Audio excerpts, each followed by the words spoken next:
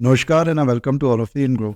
दोस्तों रिसेंटली अगर आप लोग देखो ना तो एक शॉकिंग डेवलपमेंट हुआ है। दरअसल हुआ क्या है, आप लोगों को पता होगा कि फ्रांस के जो प्रेसिडेंट है इमैनुअल मैक्रोन ये आए हैं इंडिया में, जो 26 जनवरी की जो परेड होती है उसमें चीफ गेस्ट के रूप में। और इसके बारे में मैं बहुत टाइम से आप लोग को बताते आ रहा हूँ कि ये जो फ्रांस के प्रेसिडेंट है इनको इन्वाइट किया गया है, ये आने वाले हैं यहाँ पर। ये चीज़ मैं बहुत पहले से आप लोग को बता चुका हूँ, इवन कि जब इन्वाइट किया गया था ना तभी मैंने आप लोग को बताया था। खैर ये अलग चीज़ है, लेकिन इनकी ये जो विज़िट है ना इसमें बताया जा रहा था कि काफ़ी ज़्यादा इम्पोर्टेंट चीज़ें जो हैं उन पे बातचीत होने वाली है।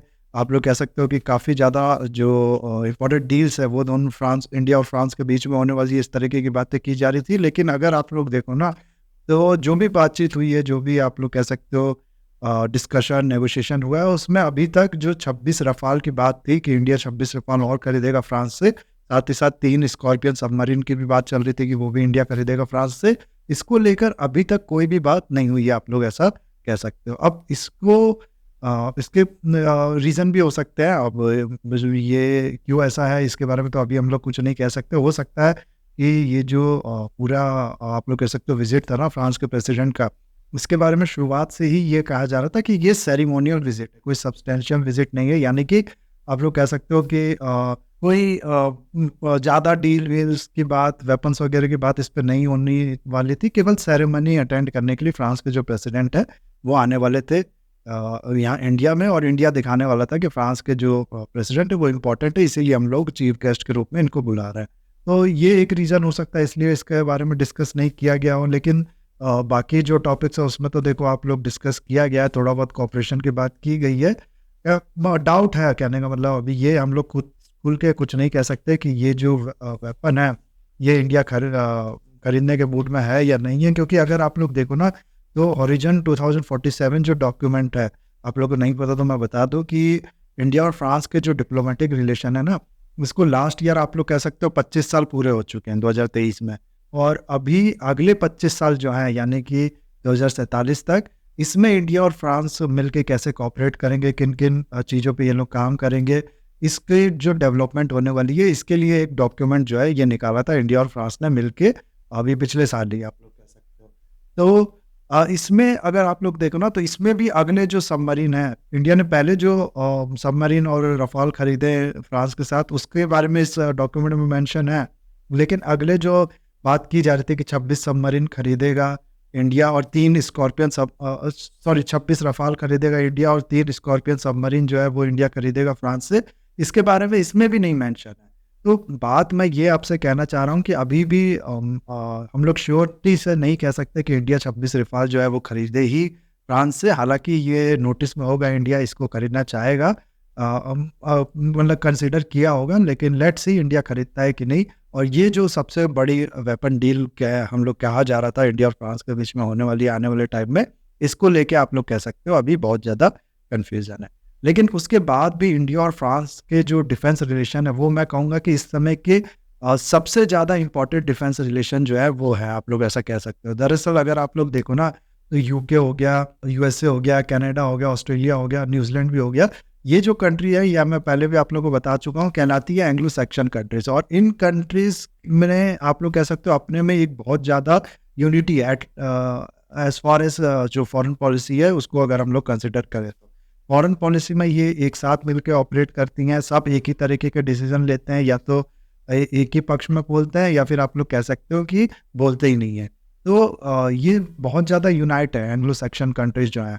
और इसी कारण है, यही कारण है आप लोग कह सकते हो कि इनने अभी तक जो पूरा वर्ल्ड है उस पे रूल किया है। किसी भी कंट्री को ये प्रेशर बना के अपना एक तरीके से गुलाम बना लेती हैं, आप लोग ऐसा कह सकते हो, और उसके थ्रू जो ये कराना चाहती है करा सकती है। प्लस इनके पास इंफॉर्मेशन वॉरफेयर के भी हथियार है, आप लोग ने सुने होंगे वॉशिंगटन पोस्ट, बीबीसी, ये इनके जो मीडिया हाउसेज है ये बहुत बड़े-बड़े हैं।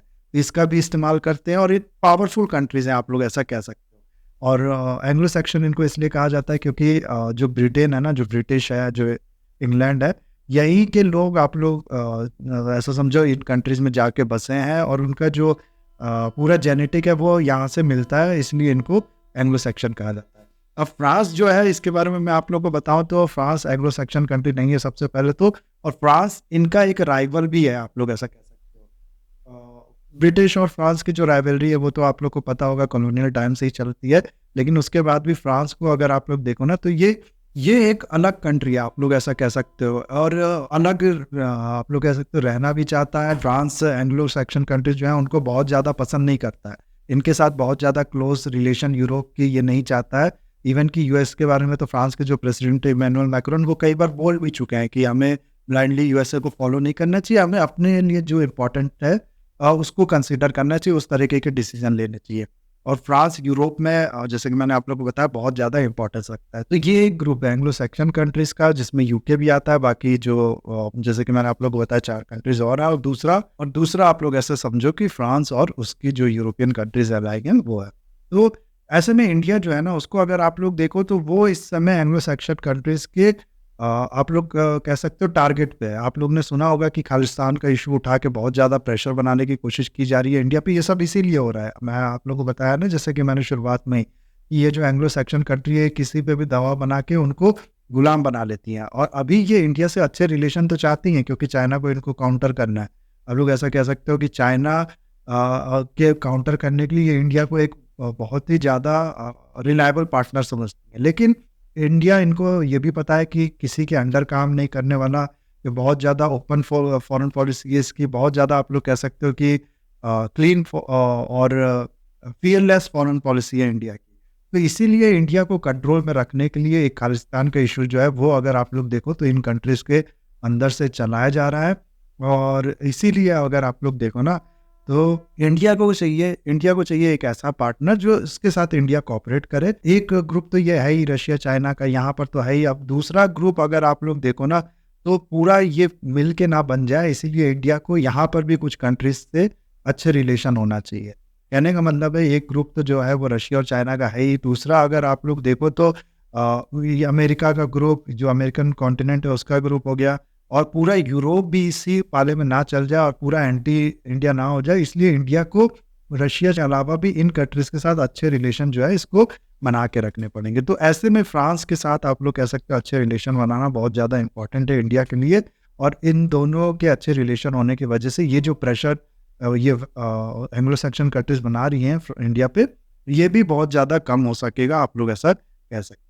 उसके बाद अगर फ्रांस के लिए अगर आप लोग देखो तो फ्रांस तो मैं आप लोग को बताऊं तो बहुत ज़्यादा गुस्सा है इन एंग्लो सेक्शन कंट्रीज पे, क्योंकि फ्रांस की एक डील थी ऑस्ट्रेलिया के साथ, एक आप लोग कह सकते हो न्यूक्लियर सबमरीन जो है वो बनाने की। लास्ट ईयर की बात है या फिर लास्ट टू लास्ट ईयर की बात है कि यूके ने ये जो डील है ये आप लोग कह सकते हो छीन ली फ्रांस से। यूके और यूएसए ने ये जो डील है ये फ्रांस से छीन ली, और इसके चलते काफ़ी ज़्यादा आप लोग कह सकते हो डॉलर का जो नुकसान है वो फ्रांस को हुआ था। तो उसके बाद काफ़ी ज़्यादा नाराज़ हुआ था फ्रांस। तो ऐसे में इंडिया एक बहुत बड़ा वेपन का मार्केट है अभी भी।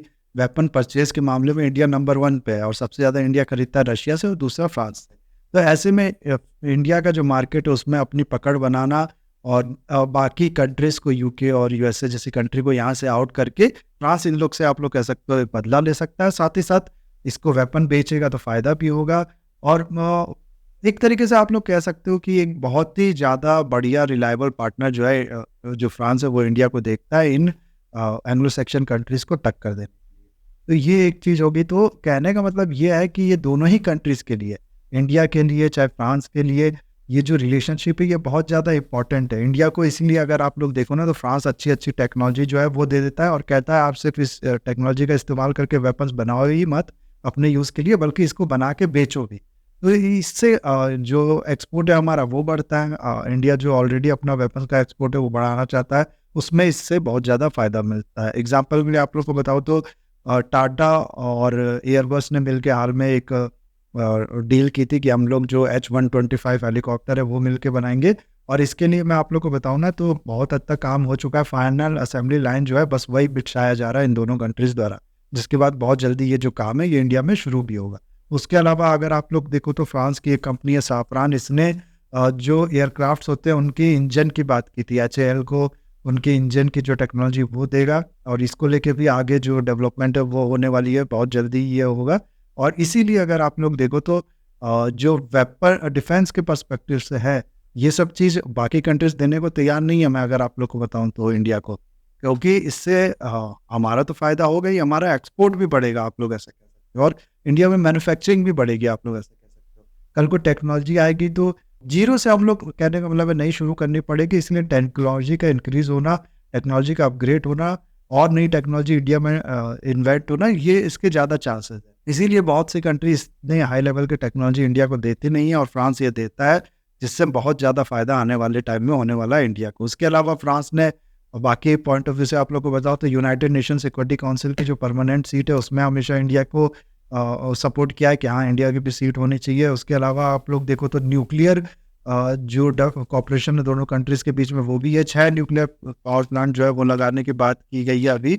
और फिर आप लोग जानते होंगे कि जो दोनों कंट्रीज़ हैं इनके बीच में मिलिट्री एक्सरसाइज़ बहुत ज़्यादा होती है। हाल ही में आप लोग ने सुना भी होगा यूएई के साथ मिलके इन दोनों कंट्रीज़ ने डेज़र्ट नाइट करके जो मिलिट्री एक्सरसाइज़ है वो कंक्लूड किया था। और फिर इस तरीके की और भी डेवलपमेंट आप लोग देखो ना तो ये दिखाती है कि दोनों कंट्री जो हैं एक दूसरे के जो रिलेशन है उसको काफ़ी ज़्यादा रिस्पेक्ट करती हैं और इसकी इम्पोर्टेंस समझती है। फ्रांस ने तो आप लोग को मैं बताऊँ तो अपने अंदर जो यूपीआई है उसको भी कह दिया है कि हम लोग भी यूपीआई को अपनाएँगे, यहाँ पर भी यूपीआई काम करेगा। उसके अलावा फ्रांस ने ये भी कहा है कि हम लोग 30,000 इंडियन स्टूडेंट्स को अपने यहाँ एंट्री देंगे, ये यहाँ पर आएँगे, पढ़ाई करेंगे और 2030 तक 30,000 स्टूडेंट को ये अपने यहाँ आप लोग कह सकते हो एजुकेशन देंगे। इस तरीके की बातें जो है ना फ्रांस ने की है। तो ये चीज़ अगर आप लोग देखो ना तो विन-विन सिचुएशन है पूरे इंडिया के लिए भी आप लोग कह सकते हो और फ्रांस के लिए भी। और इसी वजह से बहुत सी कंट्री खासकर से यूएसए का मैं नाम लूँगा यहाँ पर, चिड़ी हुई भी है इस रिलेशन की वजह से। ये जो रिलेशन है इंडिया और फ्रांस का इसके वजह से। और इंडिया के लिए भी मैं अगर आप लोग को बताऊँ ना तो वो इसकी परवाह नहीं करता कि कौन चिढ़ा हुआ है, कौन क्या कह रहा है। ये एक उस लवर की तरह एक्ट करता है जो खुल के अपने जो रिलेशनशिप है ना उसको बताने में बिल्कुल हिचकिचाता नहीं है। अभी आगे हुआ क्या है आप लोग को मैं बताऊँ तो 4 फ्रांस के जो नेशनल है फ्रांस के जो सिटीज़न है उनको इंडिया ने जो इंडिया का आप लोग कह सकते हो पद्मश्री अवार्ड है जो कि 4th हाईएस्ट अवार्ड है इंडिया का, वो दिया है। जिसमें से इन चारों के नाम जो है वो मैं आप लोग को बता दूँ तो एक है चार्लोट चॉपिन, ये एक 100 इयर्स की वुमन है जिनने योगा को काफ़ी ज़्यादा फेमस किया है फ्रांस में। और ऐसा कहा जाता है इनने योगा रिवॉल्यूशन जो है वो फ्रांस में लेके आई हैं। उसके अलावा किरण व्यास एक है इंडियन ओरिजिन की ही हैं ये, लेकिन सेटल्ड है फ्रांस में, 80 ईयर ओल्ड हैं ये भी। इनने भी योगा और आयुर्वेद में काफ़ी ज़्यादा काम किया है। फिर एक स्कॉलर हैं पियरे शिनलियन फिट्जोलेट, इस तरीके का नाम है, यहाँ पर देख लेना आप लोग। ये संस्कृत के स्कॉलर हैं और एक इंडोलॉजिस्ट है फ्रेड नेग्रिट। इन सबको पद्मश्री अवार्ड जो है वो इंडिया की तरफ से दिया गया है। तो कहने का मतलब है ये जो रिलेशनशिप है ना ये देखो अगर आप लोग तो इंडिया और फ्रांस के लिए और पूरे वर्ल्ड के लिए एक बहुत ज़्यादा इंपॉर्टेंट रिलेशनशिप होने वाली है। और आने वाले टाइम में देखना आप लोग अगर कोई बहुत ज़्यादा नेगेटिव सेटबैक नहीं आता इस रिलेशन के बीच में, तो जैसे आज हम लोग कहते हैं थे ना, आज अब तो नहीं लेकिन आज से 5 साल पहले 6 साल पहले जैसे कहा जाता था ना कि इंडिया का सबसे ज़्यादा अच्छा दोस्त रशिया है, आने वाले 5-10 साल में ये कहा जाएगा कि इंडिया का सबसे अच्छा दोस्त है फ्रांस।